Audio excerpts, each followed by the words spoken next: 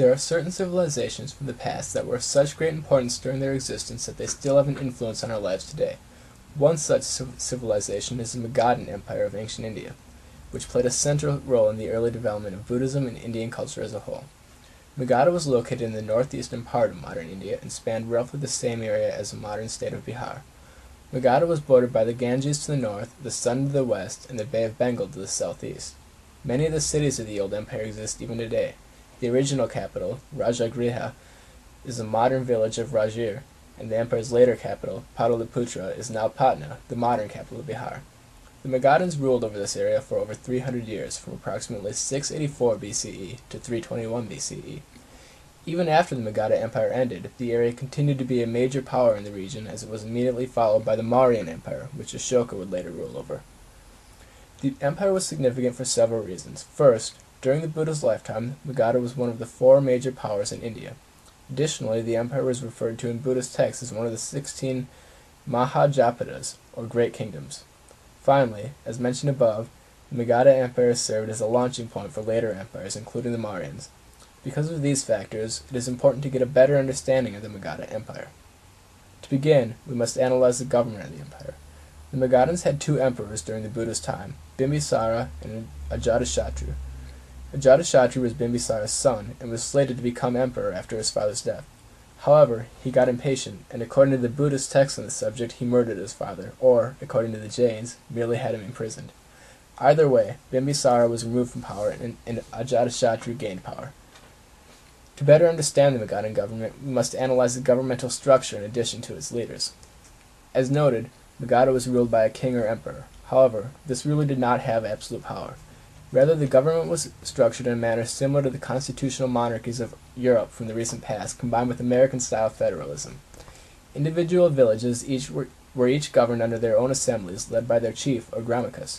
The gramikas of the 80,000 villages in the empire convened from time to time to form an empire-wide assembly.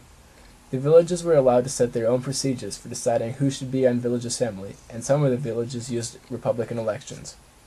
Now that we have some background understanding of the Magadhan government, we can begin to examine the relationship between the empire and Buddhism. The kingdom had great significance for Buddhism, and Buddhism also had a significant effect on the empire. The Buddha himself was born outside of the Magadha Empire, in Lumbini, a land that would later be conquered by the Magadhas. Therefore, the empire shaped Buddha's life from a very young age. Conversely, Buddhism shaped the empire as well. Bimbisara's religious affiliation is not completely clear. Both the Jains and the Buddhists claim he followed their tradition. His queen was originally a Jain, but the Buddhists claim that she later converted to Buddhism and joined the Bhikshunis, or Buddhist nuns. Buddhism also played a major role in the life of the second Magadhan emperor during Buddha's lifetime, Ajatashatru. According to the text from the time, Buddha's evil cousin, Devadatta, performed a miracle which convinced Ajatashatru to follow him.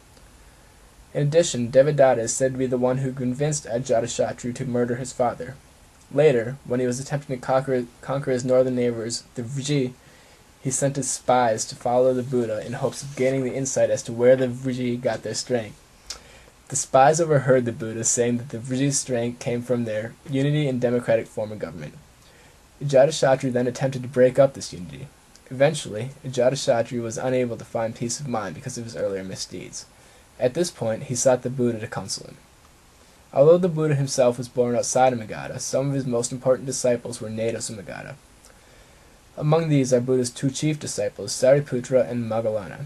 These disciples were both born in Magadha on the same day and were childhood friends. Sariputra is famed for his intellectual prowess. He was called the General of the Dharma for his work in spreading Buddhism. Moggallana, the other chief disciple, is famed for his supernatural powers, and it is said that he could assume any form he wanted and was able to cause the ground to shake with his big toe. He was also able to leave his body and travel to different worlds, and often talked with the dead, helping them to understand their condition. Not only were a number of the Buddha's disciples born in Magadha, but many of them were also converted there. For example, both Sariputra and Moggallana converted there. Both had been followers of another religious leader, Sanjaya the Wanderer. However, they became disillusioned with his teachings. One day, Sariputra met a Buddhist monk named Asaji. After hearing the Buddha's teachings, Sariputra quickly convinced Moggallana to convert to Buddhism with him. Their abandonment of Sanjaya's teachings in favor of the Buddha's helped give Buddhism more legitimacy in the eyes of the Magadhan populace. Another important conversion was that of the three Jatila leaders and all of their followers, numbering in the thousands. The Jatilas were Brahmin fire worshippers, and the Buddha went to them and asked to sleep overnight in the room in which they kept their sacred fire. However, Kassapa, the Jatila's leader, informed the Buddha that there was also a serpent or dragon in the room which would likely kill him if he slept there. In spite of this, the Buddha insisted on being allowed to sleep in the room with the sacred fire. The dragon did come during the night, but it was unable to harm the Buddha. Eventually, it died because it was so angry about being unable to affect him. The next morning, the Buddha showed Kassapa the dead serpent and proclaimed, "His fire has been conquered by my fire." Despite this, Kassapa still believed that he was holier than the Buddha. Next, the Buddha proved that he could read Kassapa's mind, and convinced him to put aside his jealousies and become a Buddhist. Kassapa addressed his followers and told them about his decision to become a Buddhist. He told them they could do as they wished. They decided to follow their leader and converted en masse. Later, when Kassapa's brothers heard the story, they and their followers also converted. Not only did many of the Buddha's disciples have roots in Magadha, but a number of the Buddhist rules we are familiar with also have their origin from events that occurred in Magadha. It was in the Magadhan capital, Rajagrha, where the Buddha first issued the Vinaya Pitaka, or rules for life in the Sangha, or monastery. Also, legend has it that the rule of bhikshus and bhikshunis accepting only what was offered to them came after Ajatasattu became upset because he believed that Buddhist monks had used timber that had been reserved for his use. After this, according to the legend, Buddha issued a rule commanding the monks to take nothing that was not offered to them. This relationship worked both ways, as Buddhism also had an effect on the laws of the empire. Earlier in his life, the Buddha had been an ascetic. During this period, he was once denied passage across a river because, as an ascetic, he was unable to pay. Later, after the Buddha was older, Bimbisara heard this story, and he amended the law to allow free passage across rivers for all who were unable to pay. There are many other reasons the Magadha Empire holds such great significance for Buddhism. First, it was a Magadhan city, Urava, that the Buddha chose as the ideal place for him to attain enlightenment. He traveled there, entered meditation, and eventually, in this city, he attained nirvana and became a Buddha. After he attained enlightenment, it was pointed out to the Buddha that his primary goal should be the reformation of the religions of Magadha, which had all become corrupt. Later, after the Buddha's death, his relics were scattered throughout the Magadhan Empire. They were divided up among all of the tribes of the empire. One share of the relics went to Ajatasattu. He had them enshrined in stupas and instituted their worship on a large scale. Later still, the first council of Buddhism was held in the Magadhan capital of Rajagrha.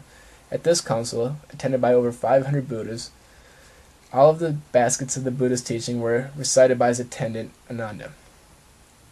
In conclusion, Magadha was a great empire in ancient India, which played a role analogous to that the Roman and Greek empires played for Europe. Not only was it a great power in its own right, but it served as a center of power for later empires as well.